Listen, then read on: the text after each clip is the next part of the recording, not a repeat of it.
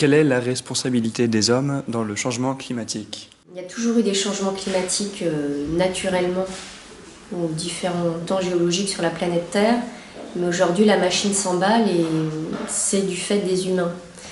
C'est-à-dire que la planète Terre en elle-même, elle émet naturellement des gaz à effet de serre, les océans émettent des gaz à effet de serre, beaucoup, mais on absorbe plus qu'ils n'en émettent. Les terres, les plantes, les animaux émettent des gaz à effet de serre, mais notamment les plantes sur les continents, pareil, on absorbe un peu plus que les continents n'en émettent.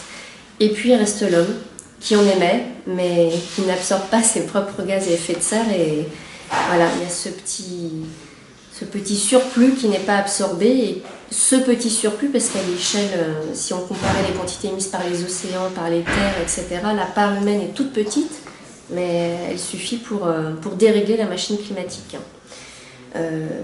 On dit même qu'aujourd'hui, l'homme, en fait, co-régule le climat avec la nature. Tellement son impact est fort. On parle d'ailleurs d'une nouvelle ère géologique, l'Anthropocène, c'est-à-dire que l'homme est celui qui impacte le plus la planète Terre aujourd'hui. Quels impacts le changement climatique a-t-il sur ma vie? Ça dépend où j'habite.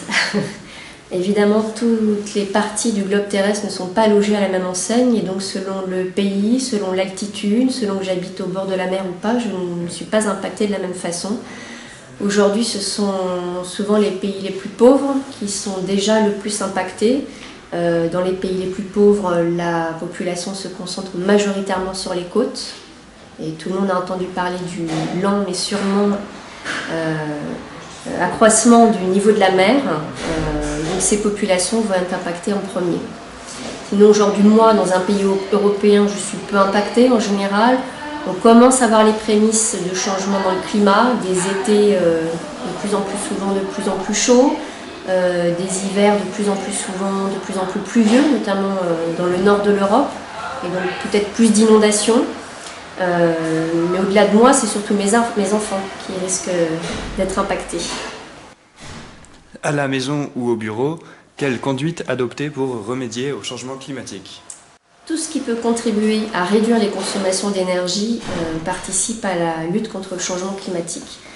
Bannir l'halogène dans mon bureau, éteindre la lumière, éteindre l'ordinateur et son écran quand je pars déjeuner, aller aux réunions à pied, en vélo, en covoiturage, en bus, en tramway, en train, mais surtout pas tout seul en voiture.